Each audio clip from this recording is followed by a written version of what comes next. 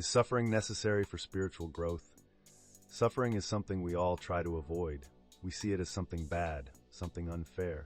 But Rumi, the great Sufi poet, teaches that suffering has a purpose. He tells us that pain is not there to break us. It is there to awaken us. Rumi says the wound is the place where the light enters you. This means that pain is not just something to endure. It is something that changes us. When we suffer, our hearts open in ways they never would if life was always easy. Pain humbles us. It makes us see what truly matters. If everything in life was perfect, we would never seek something deeper. We would stay asleep, lost in comfort. But suffering shakes us. It forces us to question, to search for meaning, to grow. Rumi believes that the soul is like iron. Fire is needed to shape it, to refine it, to make it strong. Without challenges, we would remain raw and unformed. This does not mean suffering is something we should wish for. It simply means that when it comes, we should not fear it. Rumi teaches that everything in life has a hidden meaning.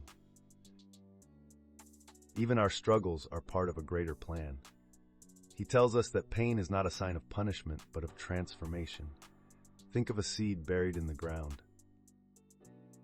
It must break open before it can grow into a tree. In the same way, we must go through difficulties to reach our highest self. If we resist pain, we block our own growth. But if we accept it, we allow it to shape us into something greater. Rumi also reminds us that suffering is not forever. Don't grieve. Anything you lose comes round in another form. This means that pain is part of a cycle. Just as night turns into day, sadness will turn into joy. We must trust the process, even when we do not understand it. Many people feel lost when they go through suffering, but Rumi says, be like a river constantly flowing. Pain should not make us stop. It should make us move, transform, and become wiser. The key is not to be trapped by suffering, but to let it guide us towards something deeper. When we stop fearing pain, it loses its power over us. We begin to see it as a messenger, not an enemy. It teaches us patience, compassion, and strength. It strips away our ego and shows us who we really are.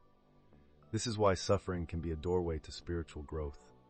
Rumi's wisdom tells us that suffering is not meaningless. It is part of the journey. It is what makes us real, what makes us grow. When we accept this, we no longer run from pain. We embrace it, knowing that it is leading us home.